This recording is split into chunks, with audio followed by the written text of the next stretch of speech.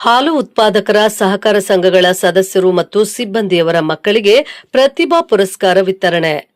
ಆನೇಕಲ್ ತಾಲೂಕಿನ ಚಂದಾಪುರದಲ್ಲಿರುವ RK Gardenia hotel ಆವರಣದಲ್ಲಿ ಬೆಂಗಳೂರು ಸಹಕಾರ ಹಾಲು ಒಕ್ಕೂಟ ಮತ್ತು ಬಮೂಲ್ ಕಲ್ಯಾಣ ಟ್ರಸ್ಟ್ ಹಾಗೂ ಆನೇಕಲ್ ಶಿಬಿರ ಕಚೇರಿಯ ಸಹಯೋಗದಲ್ಲಿ ಆನೇಕಲ್ ತಾಲೂಕಿನ ವ್ಯಾಪ್ತಿಯ ಹಾಲು ಉತ್ಪಾದಕರ ಸಹಕಾರ ಸಂಘಗಳ ಸದಸ್ಯರು ಮತ್ತು ಸಿಬ್ಬಂದಿಯವರ ಮಕ್ಕಳಿಗೆ ಪ್ರತಿಭಾ ಪುರಸ್ಕಾರ ವಿತರಣಾ ಸಮಾರಂಭವನ್ನು ಆಯೋಜಿಸಲಾಗಿತ್ತು. ಇನ್ನು ಶಿಕ್ಷಣ ಕ್ಷೇತ್ರದಲ್ಲಿ ಉತ್ತಮ ಸಾಧನೆ ಮಾಡಿದ ಸುಮಾರು 200ಕ್ಕೂ ಹೆಚ್ಚು ವಿದ್ಯಾರ್ಥಿಗಳಿಗೆ ಪ್ರತಿಭಾ ಪುರಸ್ಕಾರ ವಿತರಣೆ ಮಾಡಲಾಯಿತು. ಪ್ರತಿಭಾ ಪುರಸ್ಕಾರ ವಿತರಣಾ ಸಮಾರಂಭವನ್ನು ಬಮೂಲ್ ಅಧ್ಯಕ್ಷರಾದ ಡಿಕೆ ಸುರೇಶ್ ಉದ್ಘಾಟಿಸಿ ನಂತರ ಮಾತನಾಡಿದ ಅವರು, ರೈತರಿಗೆ ಮತ್ತು ರೈತರ ಮಕ್ಕಳಿಗೆ ಆತ್ಮಸ್ಥೈರ್ಯ ತುಂಬುವ ಉದ್ದೇಶದಿಂದ ಪ್ರತಿ ವರ್ಷದಂತೆ ಈ ವರ್ಷವೂ ಸಹ ಬಮೂಲ್ ವತಿಯಿಂದ ಸುಮಾರು 19 ಕೋಟಿ ರೂಪಾಯಿ ವೆಚ್ಚದ ವಿವಿಧ ಕಲ್ಯಾಣ ಯೋಜನೆಗಳನ್ನು ರೂಪಿಸಲಾಗಿದೆ ಎಂದರು. ಇನ್ನು ಹೈನುಗಾರಿಕೆ ಪ್ರಗತಿಗಾಗಿ ಬಮೂಲ್ ವತಿಯಿಂದ ಅನೇಕ ಯೋಜನೆಗಳನ್ನು ಜಾರಿಗೆ ತಂದಿದ್ದು, ರೈತರು ಈ ಸೌಲಭ್ಯಗಳನ್ನು ಸದ್ಬಳಕೆ ಮಾಡಿಕೊಂಡು ಆರ್ಥಿಕವಾಗಿ ಪ್ರಗತಿ ಕಾಣಬಹುದಾಗಿದೆ ಎಂದರು. ಈ ವೇಳೆ ಬಮೂಲ್ ನಿರ್ದೇಶಕರಾದ ಆರ್ಕೆ ರಮೇಶ್ ಅವರು ಮಾತನಾಡಿ, ಡಿಕೆ ಸುರೇಶ್ ಅವರು ಬಮೂಲ್ ಅಧ್ಯಕ್ಷರಾದ ಮೇಲೆ ಒಕ್ಕೂಟದಲ್ಲಿ ಕ್ಷೀರ ಕ್ರಾಂತಿಯೇ ಪ್ರಾರಂಭವಾಗಿದೆ ಎಂದರೆ ತಪ್ಪಾಗಲಾರದು ಎಂದರು. ಡಿಕೆ ಸುರೇಶ್ ಅವರ ಬಮೂಲ್ ವತಿಯಿಂದ ಅನೇಕ ಯೋಜನೆಗಳನ್ನು ಜಾರಿಗೆ ತರುವ ಮೂಲಕ ರೈತರ ಅಭಿವೃದ್ಧಿಗೆ ಹೆಚ್ಚು ಗಮನ ಹರಿಸಲಾಗಿದೆ ಎಂದರು. ಅನುಭವಿಸುತ್ತಿದ್ದು ರಾಜ್ಯ ಸರ್ಕಾರ ಕೂಡಲೇ ಹಾಲಿನ ಬೆಲೆಯನ್ನ ಏರಿಕೆ ಮಾಡಬೇಕು ಎಂದರು. ಜೊತೆಗೆ ಹಾಲು ಉತ್ಪಾದಕರು ಸಹ ಡೈರಿಗಳಿಗೆ ಗುಣಮಟ್ಟದ ಹಾಲನ್ನು ಪೂರೈಕೆ ಮಾಡಬೇಕು ಎಂದು ಮನವಿ ಮಾಡಿದ್ರು. ಇನ್ನು ಇದೇ ಸಂದರ್ಭದಲ್ಲಿ 2024-25ನೇ ಸಾಲಿನ ಅತ್ಯುತ್ತಮ ಹಾಲು ಉತ್ಪಾದಕರ ಸಹಕಾರ ಸಂಘಗಳ ಮೊದಲನೇ ಬಹುಮಾನವನ್ನ ಹೆನ್ನಾಗರ ಹಾಲು ಉತ್ಪಾದಕರ ಸಹಕಾರ ಸಂಘದ ಅಧ್ಯಕ್ಷ ಹೆನ್ನಾಗರ ಶಿವರಾಜ್ ಮತ್ತು ಅವರ ಸಂಘದವರು ಪಡೆದುಕೊಂಡರು. ಹಾಗೂ ಎರಡನೇ ಬಹುಮಾನವನ್ನ ಆದಿಗೊಂಡನಹಳ್ಳಿ ಹಾಲು ಉತ್ಪಾದಕರ ಸಹಕಾರ ಸಂಘವು ಪಡೆದುಕೊಂಡಿತ್ತು. ಇನ್ನು ಮೂರನೇ ಬಹುಮಾನವನ್ನ ಮರುಸೂರು ಇಂದ್ರನಗರ ಹಾಲು ಉತ್ಪಾದಕರ ಸಹಕಾರ ಸಂಘವು ಪಡೆದುಕೊಂಡಿತ್ತು. ಹಾಗೆಯೇ ಉತ್ತಮ ಸಿಬ್ಬಂದಿಗಳು, ಉತ್ತಮ ಕೃತಕ ಗರ್ಭಧಾರಣಾ ಕಾರ್ಯಕರ್ತರು ಮತ್ತು ಅತಿ ಹೆಚ್ಚು ಹಾಲು ಸರಬರಾಜು ಮಾಡಿರುವ ಹಾಲು ಉತ್ಪಾದಕರಿಗೆ ಸನ್ಮಾನಿಸಲಾಯಿತು. ಈ ಕಾರ್ಯಕ್ರಮದಲ್ಲಿ ಬಮೂಲ್ ನಿರ್ದೇಶಕರಾದ ರಾಮನಗರ ನಾಗರಾಜ್, ಚನ್ನಪಟ್ಟಣ ಲಿಂಗೇಶ್ ಕುಮಾರ್, ಬಿಜೆ ಆಂಜಿನಪ್ಪ, ಮರಸೂರು ಭಾರ್ಗವರೆಡ್ಡಿ, ಹಾಪ್ಕಾಮ್ಸ್ ಬಾಬುರೆಡ್ಡಿ, ಬೇಗೂರು ಆಂಜಿನಪ್ಪ, ಗುಟ್ಟಹಟ್ಟಿ ರಘುಪತಿ ಗೌಡ, ಬೊಮ್ಮಸಂದ್ರ ಲಿಂಗಣ್ಣ, ದೊಡ್ಡಹಾಗಡೆ ಹರೀಶ್ ಗೌಡ, ಬಮೂಲ್ ಟ್ರಸ್ಟ್ನ ಶ್ರೀಧರ್, ಮಧುಸೂದನ್, ಆನೇಕಲ್ ಶಿಬಿರ ಕಚೇರಿಯ ವ್ಯವಸ್ಥಾಪಕರಾದ ನಾಗೇಂದ್ರ, ಉಪ ವ್ಯವಸ್ಥಾಪಕರಾದ ಡಾ ಸಿಜಿ ಸುರೇಶ್ ಮತ್ತು ಆನೇಕಲ್ ಶಿಬಿರದ ಸಿಬ್ಬಂದಿ ವರ್ಗದವರು, ತಾಲೂಕು ಡೈರಿಗಳ ಅಧ್ಯಕ್ಷರು ಮತ್ತು ಹಾಲು ಉತ್ಪಾದಕರು ಮತ್ತು ವಿದ್ಯಾರ್ಥಿಗಳು ಭಾಗವಹಿಸಿದರು. ಬೆಂಗಳೂರು ಸಹಕಾರಿ ಹಾಲು ಒಕ್ಕೂಟ ಬಮೂಲ್ ಟ್ರಸ್ಟ್ ವತಿಯಿಂದ ಇವತ್ತು ಆನೇಕಲ್ ತಾಲೂಕಿನ ಪ್ರತಿಭಾವಂತ ವಿದ್ಯಾರ್ಥಿನಿಯರಿಗೆ ಚೆಕ್ ವಿತರಣಾ ಕಾರ್ಯಕ್ರಮವನ್ನು ಏರ್ಪಡಿಸಿ ಈ ಕಾರ್ಯಕ್ರಮದ ಉದ್ಘಾಟನೆಯನ್ನು ಮಾಡಿ ಕಾರ್ಯಕ್ರಮದಲ್ಲಿ ಆಸೀನರಾಗಿರ್ತಕ್ಕಂಥ ಒಕ್ಕೂಟದ ಅಧ್ಯಕ್ಷರು, ಹಿಂದೆ ಈ ಭಾಗದಲ್ಲಿ ಸಂಸದರಾಗಿ ಈ ಭಾಗವನ್ನ ಅಭಿವೃದ್ಧಿಪಡಿಸಿ ಅಭಿವೃದ್ಧಿಯ ಅಧಿಕಾರರು ಅಂದ್ಬಿಟ್ಟು ಹೆಸರನ್ನ ಗಳಿಸಿರ್ತಕ್ಕಂಥ ಸನ್ಮಾನ್ಯ ಡಿಕೆ ಸುರೇಶ್ ಅವರೇ, ಒಕ್ಕೂಟದ ಮತ್ತೊಬ್ಬ ನಿರ್ದೇಶಕರು, ಬಿಡಿಸಿಸಿ ಬ್ಯಾಂಕ್ನ ನಿರ್ದೇಶಕರು, ನನ್ನ ಆತ್ಮೀಯ ಸ್ನೇಹಿತರು ಆಗಿರ್ತಕ್ಕಂಥ ಲಿಂಗೇಶ್ ಕುಮಾರ್ ಅವರೇ, ಕೆಎಂಎಫ್ನ ಮಾಜಿ ಅಧ್ಯಕ್ಷರು, ಒಕ್ಕೂಟದ ಹಾಲಿ ನಿರ್ದೇಶಕರು, ಒಕ್ಕೂಟದ ಮಾಜಿ ಅಧ್ಯಕ್ಷರು ಹಾಗೆ ಸ್ನೇಹಿತರು ಆಗಿರ್ತಕ್ಕಂಥ ಪಿ ನಾಗರಾಜ್ರವರೇ, ಟಿಪಿ. ಯಾರಿಗೋಸ್ಕರ ಅಂತ ಹೇಳಿದ್ರೆ, ಯಾರು ಹಗಲು ರಾತ್ರಿ ಮಕ್ಕಳ ಭವಿಷ್ಯವನ್ನ ಕಾಣಬೇಕು ಅಂತ ಹೇಳಿ ರೈತರಾಗಿ ದುಡಿತಾ ಮಕ್ಕಳನ್ನ ಚೆನ್ನಾಗಿ ಓದಿಸ್ಬೇಕು ಅಂತ ಹೇಳಿ ಪ್ರಯತ್ನ ಮಾಡಿ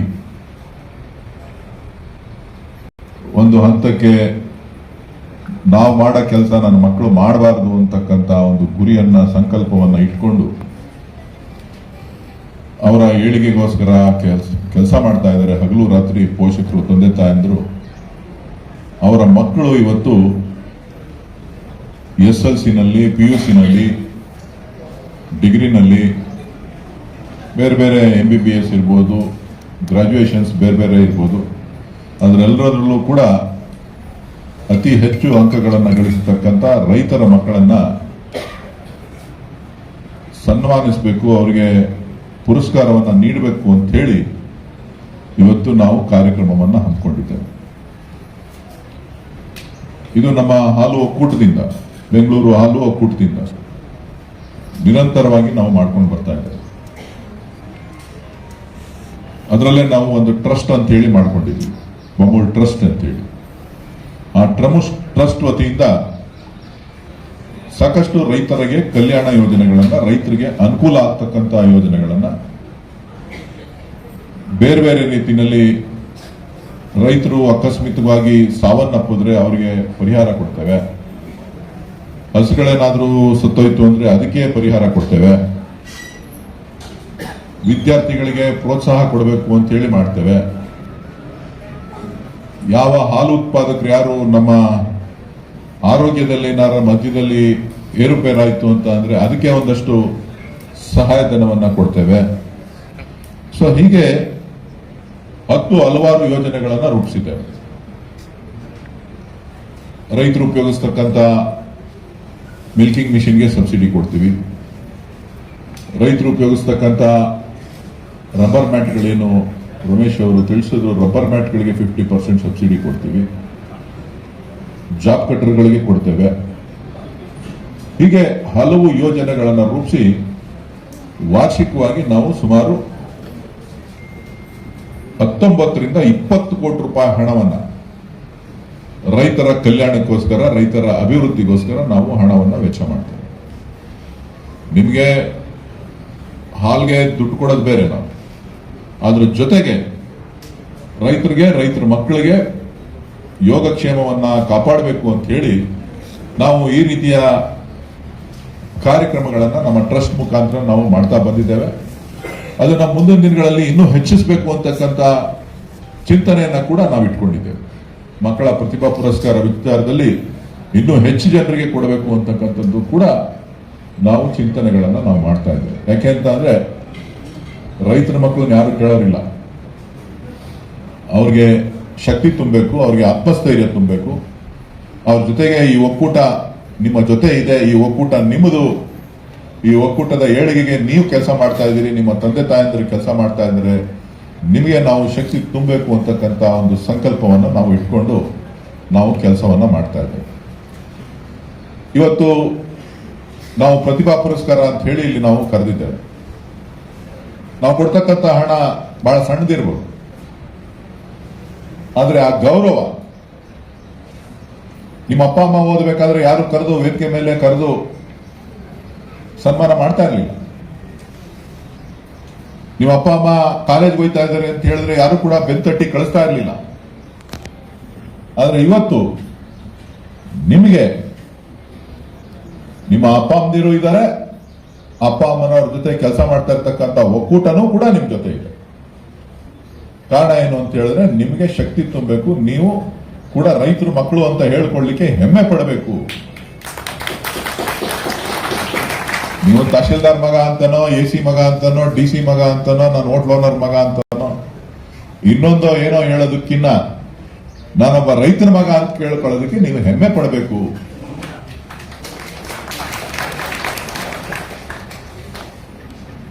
ನೀವು ಅದನ್ನ ಬಿಟ್ಟು ಅಯ್ಯೋ ನಾವು ವ್ಯವಸಾಯ ಮಾಡ್ತೀವಿ, ನಾವು ರೈತರ ಮಕ್ಕಳು, ನಮ್ಗೆ ಯಾರು ಹೆಣ್ಣು ಕೊಡೋದಿಲ್ಲ, ಹೆಣ್ಣು ಕೊಡದೇ ಇರ್ಬೋದು, ಆದ್ರೆ ನಿಮ್ಮ ಸ್ವಾಭಿಮಾನಕ್ಕೆ ಯಾರು ಕೂಡ ಧಕ್ಕೆ ತರಲಿಕ್ಕೆ ಸಾಧ್ಯ ಇಲ್ಲ. ರೈತರ ಸ್ವಾಭಿಮಾನಕ್ಕೆ ಯಾರು ಕೂಡ ಧಕ್ಕೆ ತರಲಿಕ್ಕೆ ಸಾಧ್ಯ ಇಲ್ಲ. ಅದನ್ನ ತಾವು ಅರ್ಥ ಮಾಡ್ಕೋಬೇಕು. ಬಿಜೆಪಿಯವರು ಮಾಡ್ತಾ ಇರೋದೇ ಬಿಜೆಪಿಯವರು. ನಾವು ನಿಮ್ಮ ಹಕ್ಕನ್ನ ನೀವು ಉಳಿಸ್ಕೊಳ್ಳಿ ಅಂತ. ಸ್ವತಂತ್ರ ಬಂದಂತ ಸಂದರ್ಭದಲ್ಲಿ ಈ ದೇಶದ ಪ್ರತಿಯೊಬ್ಬ ಭಾರತೀಯನಿಗೂ ಕೂಡ ಮತದಾನದ ಹಕ್ಕು ಕೊಡಬೇಕು ಅಂತೇಳಿ ಕಾಂಗ್ರೆಸ್ ಪಕ್ಷ ಮಾಡಿಸಿ.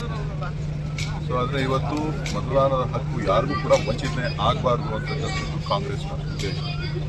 ಇವತ್ತು SIR ಏನು ಪರಿಷ್ಕರಣೆ ನಡೆಸ್ತಾ ಇದ್ದಾರೆ ಕೇಂದ್ರ ಸರ್ಕಾರ ಮತ್ತು ಚುನಾವಣಾ ಆಯೋಗ, ಕೇಂದ್ರ ಸರ್ಕಾರದ ನಿರ್ದೇಶನದ ಮೇಲೆ, ಅದರಲ್ಲಿ ಎಲ್ಲರೂ ಕೂಡ ಯಾರು ಕೂಡ ಮತ ವಂಚಿತರಾಗಬಾರ್ದು ಅಂತೇಳಿ ನಾವು ಜನಜಾಗೃತಿಯನ್ನು ಕಾಂಗ್ರೆಸ್ ಸರ್ಕಾರ, ಕಾಂಗ್ರೆಸ್ ಪಕ್ಷ ಮಾಡ್ತಾ ಇದೆ. ಸೊ ಕೆಲವರಿಗೆ ಗೊಂದಲ ಇದೆ, ಬಿಜೆಪಿಯವರಿಗೆ ಬೆಳೆದವ್ರಿಗೆ ಏನು ಆಕ್ಟಿವ್ ಆಗಿಬಿಟ್ಟಿದ್ದಾರೆ, ನಾವು ಮುಂದಕ್ಕೆ ಏನಾಗೋಯ್ತೀವೋ. ನಮ್ಮ ಮತವನ್ನು, ನಮ್ಮ ಮತದಾರರ ಹಕ್ಕನ್ನು ಉಳಿಸ್ಕೊಳ್ಳಿಕ್ಕೆ ನಾವು ಎಲ್ಲ ಬೂತ್ ಮಟ್ಟದಲ್ಲಿ ನಮ್ಮ ಕಾರ್ಯಕರ್ತರಿಗೂ ನಮ್ಮ ಮತದಾರರಿಗೆ ಮನವರಿಕೆ ಮಾಡುವಂಥ ಕೆಲಸ. ಸರ್, ಸರ್ಜಾಪುರ ರೈತರು ಸರ್ ಕಳೆದ 1 ವರ್ಷಕ್ಕೂ ಹೆಚ್ಚು ಕಾಲದಿಂದ ಪ್ರತಿಭಟನೆ ಮಾಡ್ತಿದ್ದಾರೆ ಭೂ ಸ್ವಾಧೀನ ವಿರೋಧಿಸಿ. ತಾವು ಈ ಕ್ಷೇತ್ರದ ಬಗ್ಗೆ ಅತಿ ಹೆಚ್ಚು ಕಾಳಜಿ ಇಟ್ಕೊಂಡಿರೋರು, ರೈತರು ತುಂಬಾ ದಿನದಿಂದ ಪ್ರತಿಭಟನೆ ಮಾಡ್ತಾನೆ ಇದ್ದಾರೆ ಸರ್, ಅವ್ರ ನ್ಯಾಯ ಸಿಗಬೇಕು. ಮತ್ತೆ ಅಶೋಕ್ ಅವರು ಹೇಳ್ತಾರೆ ಸರ್, ಏನಂದ್ರೆ ಭೂ ಸ್ವಾಧೀನ ಮಾಡಿ ರಿಯಲ್ ಎಸ್ಟೇಟ್ ಮಾಡೋದಕ್ಕೆ ಡಿ ಕೆ ಶಿವಕುಮಾರ್ ಮುಂದಾಗಿದೆ ಅಂತ ಆರೋಪ ಮಾಡ್ತಾರೆ. ಅವರು ರಿಯಲ್ ಎಸ್ಟೇಟ್ ಮಾಡಿಬೇಕು ಅನ್ನೋ ಅನುಭವ ಆರ್ ಅಶೋಕ್ ಅವರಿಗೆ, ಅದಕ್ಕೆ ಅವ್ರು ಹೇಳ್ತಾರೆ. ಸರ್, ರೈತರಿಗೆ ಏನಾದರೂ ನ್ಯಾಯ ಸಿಗುತ್ತಾ ಸರ್? ನ್ಯಾಯ ಸಿಗ್ತದೆ ಸರ್. ರೈತರಿಗೆ ಪರವಾಗಿದ್ದೇವೆ, ಯಾರಿಗೂ ಅನ್ಯಾಯ ಆಗದೆ ಇರೋದಕ್ಕೆ ಮಾಡ್ತಾ ಇದ್ದೇವೆ. ನಗರೀಕರಣ ಆಗ್ತಾ ಇದೆ, ಅದಕ್ಕೆ ಏನು ಕಾನೂನಿದೆ ಕಾನೂನಿನ ಚೌಕಟ್ಟಿನೊಳಗಡೆ ಕೆಲಸ ಮಾಡ್ತಾರೆ.